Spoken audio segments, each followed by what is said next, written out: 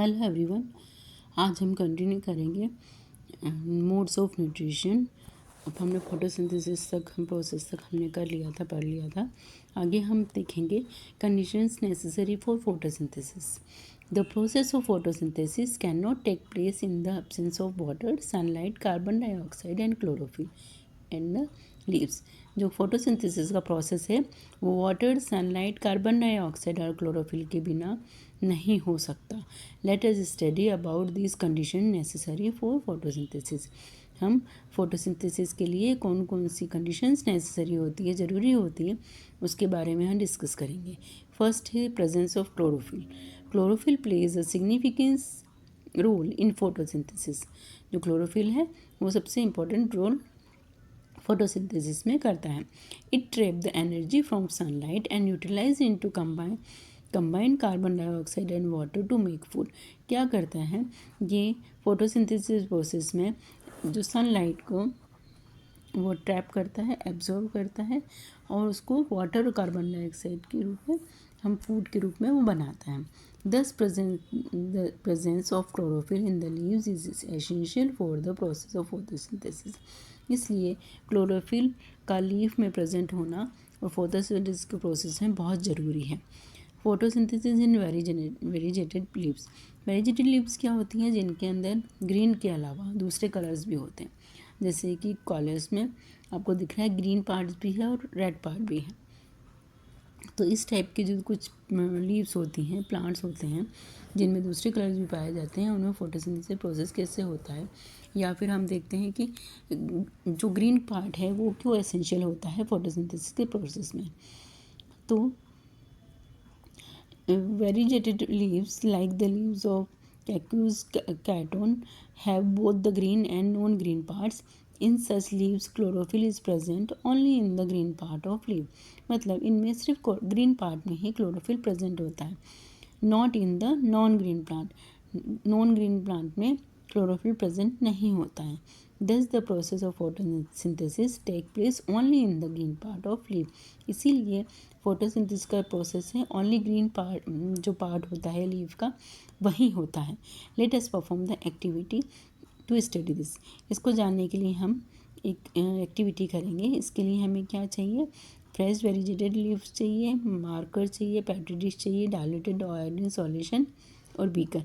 इसमें सिंपल जो प्रोसेस है, हमको एक वेरीजेटेड लीफ लेंगे, उस लीफ में क्या करेंगे? मार्क करेंगे कि कहाँ कहाँ ग्रीन पार्ट है, कहाँ कहाँ दूसरा कलर है, वहाँ पे मार्क कर दिया।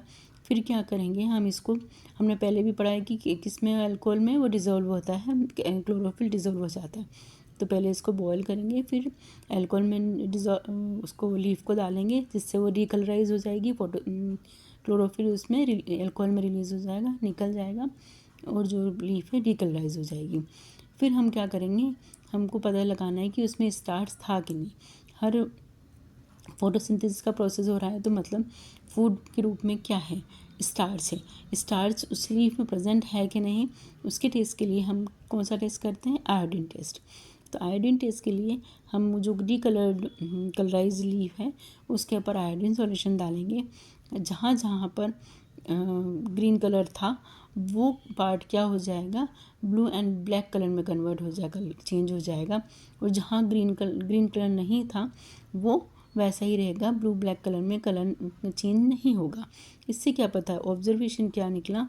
When dilute iodine solution was added to the bleach leaved, the portion of the leaf which was green turned blue black while the marked non green part remained colorless. जहाँ पे भी green colour था वो blue black में convert हो गया, जहाँ भी ग्रीन कलर नहीं था वो कलर चेंज नहीं किया। तो इससे पता चलता है कि ग्रीन पार्ट में ही फोटोसिंथेसिस का प्रोसेस होता है, दूसरे कलर्स में लीफ में है तो वहाँ फोटोसिंथेसिस का प्रोसेस नहीं होगा। इसके लिए क्लोरोफिल, ग्रीन पिगमेंट क्या है? क्लोरोफिल। तो फोटोसिंथेसिस में क्लोरोफिल बहुत ज़रूरी है। अब सेकंड है अवेलेबिलिटी और सनलाइट। सनलाइट क्यों ज़रूरी है? The process of photosynthesis is based on the transformation of light energy coming from the sun into chemical energy. मतलब फोटोसिंथेसिस का जो प्रोसेस है उसमें क्या होता है? सनलाइट को एब्जॉर्ब करते हैं और उस सनलाइट एनर्जी मतलब लाइट एनर्जी कन्वर्ट होती है केमिकल एनर्जी। केमिकल एनर्जी मतलब ग्लूकोज और स्टार्च में चेंज हो रही है, तो वो लाइट एनर्जी सन से एब्जॉर्ब की लाइट एनर्जी और कन्वर्ट हुई फोटोसिंथेसिस के प्रोसेस में केमिकल एनर्जी में। This chemical energy is store in the form of food. Food के रूप में वो केमिकल एनर्जी प्लांट में एब्जॉर्ब है। Thus we can say the sun is the ultimate source of energy for all living organism. इसलिए sun energy सबसे ज़्यादा ज़रूरी है लिविंग ऑर्गेनिज्म के लिए। Let us perform the activity to understand this. इसको समझने के लिए हम एक्टिविटी करेंगे। क्या एक्टिविटी है कि सन लाइट क्यों ज़रूरी है फोटोसिंथेसिस के लिए, है ना। To demonstrate the light is necessary for photosynthesis. इसके लिए हमें चाहिए एक हेल्दी पॉटेड प्लांट, है ना। A piece of black paper है ना, पेपर का एक स्ट्रिप ही चाहिए। Burner, scissor, petri dish, diluted iodine solution, beaker, test tube, ये सब चाहिए। तो हम इसमें सिंपल एक्सप्लेन करती हूँ मैं कि इसमें हमने एक प्लांट लिया है जो कि पॉट में लगा हुआ है ना। उसको हमको क्या करना है, हेल्दी पॉटेड प्लांट लेना है, उसको हमको डार्क चैम्बर में रख देना है। कितने घंटे के लिए, 48 आवर्स के लिए हमको डार्क, जहाँ पर लाइट नहीं आ रही, सनलाइट नहीं आ रही, वहाँ रख देना है। फिर बाद में क्या करना है, फिर एक ब्लैक पेपर की स्ट्रिप लेनी है, उसको एक लीफ के ऊपर उसको कवर कर देनी है दोनों साइड से, है ना। उसको अच्छे से चिपका देना है या कवर कर देना है ताकि उसके ऊपर सनलाइट ना पड़े। फिर उसको थोड़े रख देना है, डार्क एरिया में ही रखना है। फिर थोड़े टाइम बाद उसको निकाल कर 4-6 घंटे के लिए, 4 to 6 आवर के लिए उसे सनलाइट में रखना है, उस पॉट को, पूरे को, प्लांट को। फिर 4-5 घंटे बाद हमें उस लीफ को तोड़ना है और फिर क्या करना है, हमें पहले उसमें अल्कोहल में डालना है, वाटर में बॉईल करना है, फिर अल्कोहल में डालना है। अल्कोहल में डालने से क्या होता है, क्लोरोफिल अल्कोहल में डाइल्यूट हो जाता है। अब वो क्या होती है, डीकलराइज्ड जो लीफ मिलेगी उसको टैप वाटर में वॉश करना है। देन हम जब स्ट्रिप को हटाएंगे, ब्लैक पेपर की स्ट्रिप को हटाएंगे, तो देखेंगे कि जहाँ पर सनलाइट थी, है ना, वो वाला area, take out the leaf, wash under the running water, ये हो गया। Place this bleach leaf petri dish and add a few drop of iodine solution. उसके बाद में हम उसके ऊपर क्या करेंगे, आयोडीन सॉल्यूशन डालेंगे। आयोडीन सॉल्यूशन डालेंगे, स्ट्रिप हटा दी, अलग अलग हो गए। अब उसके ऊपर आयोडीन सॉल्यूशन डालेंगे तो देखेंगे कि जहाँ पर ब्लैक स्ट्रिप रखी हुई थी वो वाला पार्ट है जो है ब्लू एंड ब्लैक कलर में कन्वर्ट नहीं हुआ, और जो सनलाइट के एरिया में के इफ़ेक्ट में आई थी, जो पार्ट खुला था जहाँ स्ट्रिप नहीं लगाई थी, उस वाले पार्ट में अगर हम आयोडीन सॉल्यूशन डालते हैं तो वो ब्लू एंड ब्लैक कलर में कन्वर्ट हो जाता है, चेंज हो जाता है। इट मीन्स फोटोसिंथेसिस में वहाँ पर स्टार्च था, है ना, फूड था, फोटोसिंथेसिस का प्रोसेस हुआ कहाँ पर, जहाँ पर सनलाइट पड़ी, और जिस पार्ट में सनलाइट नहीं पड़ी वहाँ पर स्टार्च नहीं था, तो ब्लू ब्लैक कलर में चेंज नहीं हुआ। तो इस पता चलता है कि फोटोसिंथेसिस के प्रोसेस में सनलाइट बहुत ज़रूरी है। ठीक है, ये एक्टिविटी हो गई। नाउ सेकेंड इज, हम एक्टिविटी एक और करते हैं, activity 4, to show that green plants give out oxygen during photosynthesis and the effect of light on the rate of photosynthesis. इस एक्टिविटी में हम ये देखेंगे कि जो फोटोसिंथेसिस का प्रोसेस होता है उसमें जो प्लांट्स हैं क्या रिलीज़ करते हैं, ऑक्सीजन रिलीज़ करते हैं, है ना। और सनलाइट में फोटोसिंथेसिस की रेट में, मतलब कम ज़्यादा, वो फ़र्क कैसे पड़ता है। हम डार्क एरिया में रखते हैं तो फोटोसिंथेसिस का प्रोसेस स्लो हो जाता है, या जहाँ लाइट नहीं आ रही, सनलाइट नहीं पड़ रही है, वहाँ स्लो हो जाएगा। और जहाँ तेज़ धूप है, सनलाइट पड़ रही है, तो फोटोसिंथेसिस का प्रोसेस फास्ट होता है। इसीलिए बोलते हैं कि धूप में रखो प्लांट को, प्लांट में फोटो अच्छे से ग्रो करेंगे। जब तक उनका फूड नहीं बनेगा, उनको सनलाइट, वाटर, सारी की सारी चीज़ें नहीं मिलेंगी फूड के लिए, बनाने के लिए, फोटोसिंथेसिस का प्रोसेस नहीं होगा, तो वो ग्रो कैसे कर पाएंगे। इसीलिए ये सारी चीज़ें एसेंशियल होती हैं। इसके लिए हम एक ले लेंगे हाइड्रिला का प्लांट। हाइड्रिला के प्लांट को लेकर एक बीकर रखेंगे, उसको वाटर से फुल भर देंगे और हाइड्रिला के प्लांट को रखेंगे। उसके ऊपर हमने कीप रख दी। कीप रख कर उसकी जो फनल की ट्यूब है उसको हम कवर कर देंगे एक टेस्ट ट्यूब से कर देंगे और इस बीकर को ले जाकर रखेंगे हम सनलाइट में। 3-4-5 घंटे तक उसको सनलाइट में रखेंगे। फिर देखेंगे हम कि धीरे धीरे जो फनल में से टेस्ट ट्यूब की ओर छोटे बबल्स बाहर निकल रहे हैं। मीन्स वो ऑक्सीजन रिलीज़ कर रहा है प्लांट। फोटोसिंथेसिस का प्रोसेस हो रहा है और क्या रिलीज़ हो रही है? ऑक्सीजन रिलीज़ हो रही है ना।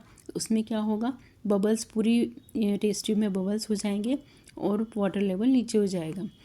थोड़े टाइम बाद हम देखेंगे कि वो चीज़ ऑक्सीजन जो बबल्स हैं वो कौन सी गैस के हैं तो ये तो पता चला कि ऑक्सीजन रिलीज़ हो रही है, कुछ तो गैस रिलीज़ हो रही है फोटोसिंथेसिस प्रोसेस में। हाइड्रिला के प्लांट से ऑक्सीजन रिलीज़ हुई, पर वो गैस रिलीज़ हुई, पर वो गैस ऑक्सीजन ही थी। उसके लिए हम टेस्ट करेंगे कि टेस्ट ट्यूब को लेंगे और हम जलती हुई मैच स्टिक को ले जाएंगे तो वो एकदम से और तेज़ बर्न करने लगेगी। इसका मतलब कि जो गैस प्लांट ने या हाइड्रिला ने रिलीज़ करी वो क्या थी? ऑक्सीजन। तो जो फोटोसिंथेसिस प्रोसेस है उसमें क्या रिलीज़ होती है? ऑक्सीजन रिलीज़ होती है ना। तो इस एक्टिविटी से हमें ये पता चलता है। अगर एग्ज़ाम में आपके आता है कि गिव द एक्टिविटी है हाउ टू, आप कैसे पता चल लगाओगे कि फोटोसिंथेसिस के प्रोसेस में ऑक्सीजन रिलीज़ होती है, तो ये वाली एक्टिविटी आपको बतानी है। ठीक है। अब थर्ड एबिलिटी ऑफ क्या है? Ability of water. Plants absorb water from soil through the roots. अब क्या है, जो प्लांट्स हैं वो कहाँ से?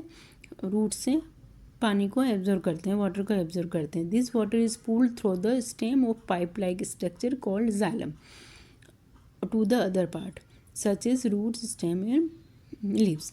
तो क्या होता है, रूट्स क्या करती हैं? ज़मीन से या सॉइल से वाटर को एब्जॉर्ब करती हैं और जो स्टेम होता है, स्टेम तक पहुंच गया। स्टेम में ट्यूब लाइक स्ट्रक्चर होता है, उसे कहते हैं जाइलम। अब आप अगर आगे की क्लास में पढ़ेंगे, स्टेम का सेक्शन देखेंगे, तब आपको पता चलेगा कि उसमें कौन कौन से पार्ट्स होते हैं। अभी है जाइलम जो होता है, ट्यूब लाइक स्ट्रक्चर होता है, उसके थ्रू सारे के सारे जो पानी वाटर है वो लीव्स और अदर पार्ट तक पहुंच जाता है। Beside water and plant also absorb minerals from the soil. इसके अलावा पानी के अलावा क्या मिनरल्स भी वो सॉइल से एब्जॉर्ब करते हैं। These minerals are utilize to make food other than carbon dioxide. इससे क्या होता है, कार्बन डाइऑक्साइड फूड बनाते हैं और कार्बन डाइऑक्साइड लेते हैं। ठीक है। इस वाटर बहुत ज़रूरी होता है, तभी तो फूड बन रहा है। फोर्थ है अवेलेबिलिटी ऑफ कार्बन डाइऑक्साइड। अब कार्बन डाइऑक्साइड भी क्यों ज़रूरी है? प्लांट्स का obtain carbon dioxide from the surrounding of air. अब ये कहाँ से लेते हैं? हम क्या करते हैं, हम ऑक्सीजन ली और कार्बन डाइऑक्साइड रिलीज़ कर रहे हैं, तो एयर में कार्बन डाइऑक्साइड है ही, एनिमल्स में भी और कार्बन डाइऑक्साइड रिलीज़ कर रहे हैं। तो चारे एनवायरनमेंट में जो एयर है उसमें कार्बन डाइऑक्साइड है। तो अपने सराउंडिंग से जो प्लांट्स हैं वो क्या करते हैं, कार्बन डाइऑक्साइड ले लेते हैं। अदर